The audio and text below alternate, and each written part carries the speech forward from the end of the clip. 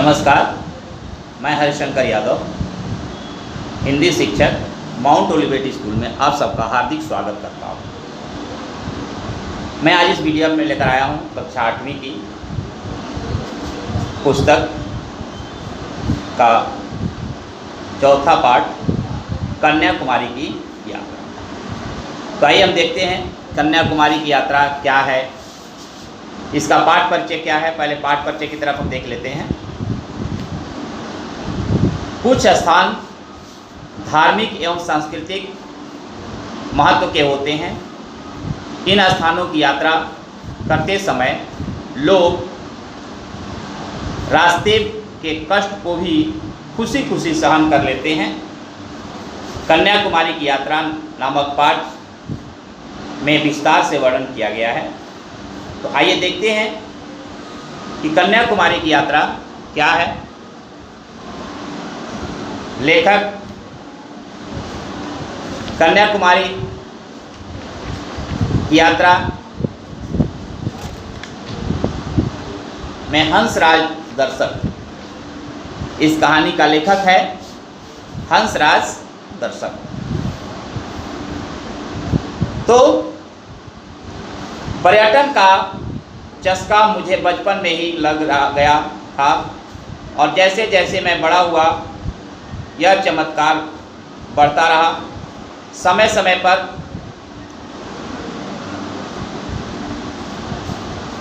भिन्न भिन्न प्रदेशों का देशाटन मेरे मन को खूब आता है।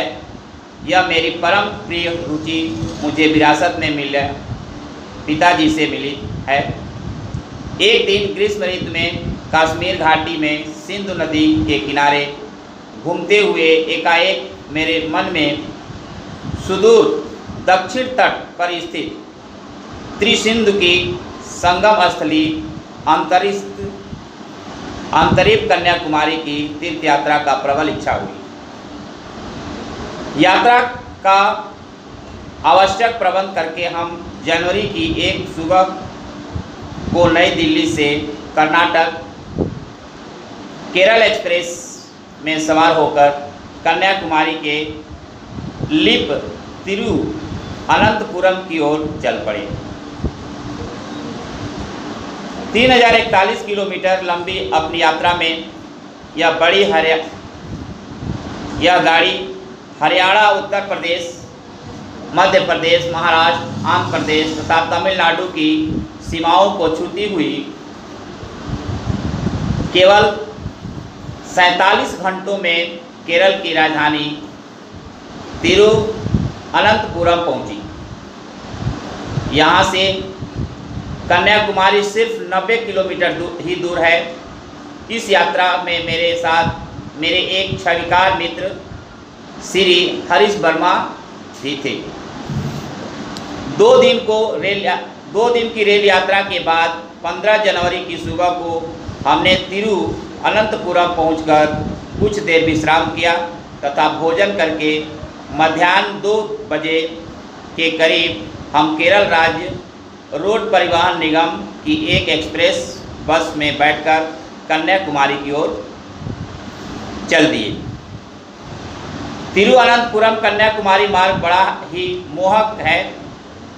सड़क के दोनों ओर फलों से लदे नारियल कुंज, धान तथा करिम्पू गन्ने के हरे भरे खेत, मरंतु वाल्मय का पथरीला पर्वत और शीतल समुद्री समीर के सुखद झोंकों का अभिवादन स्वीकार करते हुए हम अपराह्न 4:30 बजे विवेकानंद शिला मंडप के सामने जाकर रुके। यह मंडप अंतरिक्ष कन्याकुमारी के पूर्व में करीब 2 किलोमीटर की दूरी पर बंगाल की खाड़ी के अंदर एक बहुत ही बड़ा द्वीपकार चट्टान पर बना हुआ है। ऐसा कहा जाता है कि यह शिला पहल समुद्र तट से लगी हुई थी, जिस पर एक देवी का एक मंदिर भी था। यहाँ अब भी एक जगह पाद मुद्रा अंकित है, जिसे लोग देवी की पाद चिन्ह मानते हैं। इसलिए कुछ लोग इस शिला को श्रीपाद शिला भी कहते हैं। सन 1892 में स्वामी विवेकानंद देवरम्य हिमालय का दर्शन कर तथा देश के अन्य तीर्थों पर भ्रमण करते हुए अंत में कन्याकुमारी पहुँचे और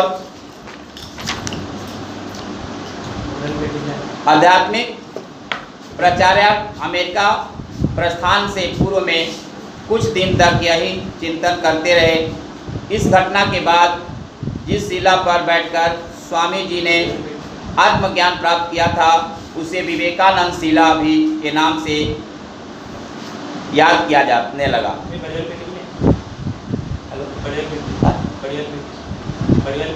एक दे देंगे ना, बता देना।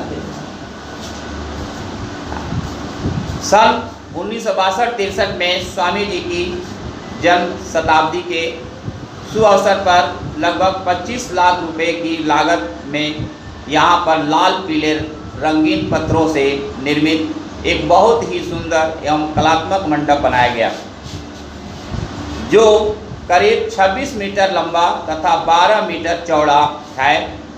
इस मेहराब 20 मीटर ऊंची है। इसकी मेहराब 20 मीटर ऊंची है, जिसके नीचे परिव्राजक मुद्रा में खड़ी 3.25 मीटर ऊंचे काले चमकीले पत्थर की भव्य मूर्ति यहाँ आए दर्शकों को सहज ही अपनी ओर आकृष्ट कर लेती है। ध्यान मंडप व श्रीपाद मंडप तमिल भाषा में मंडप अथवा मंडपम स्मारक को ही कहते हैं। समुद्र के अंदर बने एक मंडप तक पहुंचने के लिए यात्री को तट से शिला तक की यात्रा नाव में बैठकर करनी होती है। यहाँ की नावें बड़ी बड़ी और मुड़े हुए सिरों वाली होती हैं, जो डीजल से चलती है। यह एक नाव में एक साथ लगभग 100 व्यक्ति बैठ सकते हैं। समुद्री लहरों से बार बार टकराती एवं हिचकोले खाती नाव यात्रा करते समय भय मिश्रित आनंद का संचार होने लगता है। अंतरिक्ष के आकर्षक में वस्तुतः कन्याकुमारी तमिलनाडु का एक छोटा सा कस्बा है, जिसकी आबादी 5-6 हज़ार के लगभग होगी। यहाँ का भूभाग कुछ ऊंचाई पर होने के कारण आंधी तूफान एवं ज्वार भाटा से समुद्री लहरों के प्रकोप से हर तरह से सुरक्षित है। यहाँ पर एक ही बाजार है जिसमें सागर में मिलने वाली शंख मोती सिप जैसी वस्तुओं की कई दुकानें हैं, जिन्हें लोग सौगात के रूप में मोल लेकर अपने अपने प्रदेशों को लौटते हैं। कन्याकुमारी का मुख्य आकर्षण सिंधु सुषमा में है।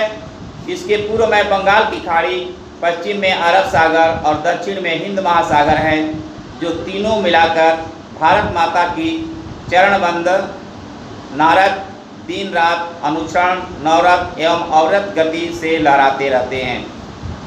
यहाँ से सागर गर्जन और सागर नर्तन की विमोहक दृश्य भी देखते ही बनता है। समुद्र के तट से कभी धीमे और प्रपंच स्वर में बार बार टकराती श्वेत गुच्छों वाली समुद्री लहरियाँ से एक ऐसी सुमधुर स्वर लहरी सुनाई देती है, जिसकी तुलना में सरगम के सातों स्वर फीके रंग लगने लगते हैं।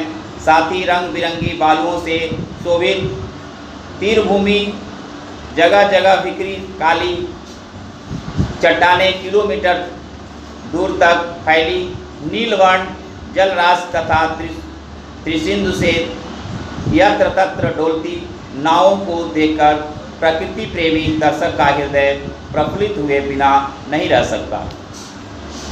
आंतरिक कन्याकुमारी का सूर्य दर्शन भी अपना सानी नहीं रखता। वास्तव में सूर्यास्त दोनों ही रूप यहाँ से इतने सम्मोहक दिखाई देते हैं, जितने संसार में शायद ही कहीं और देखने को मिले।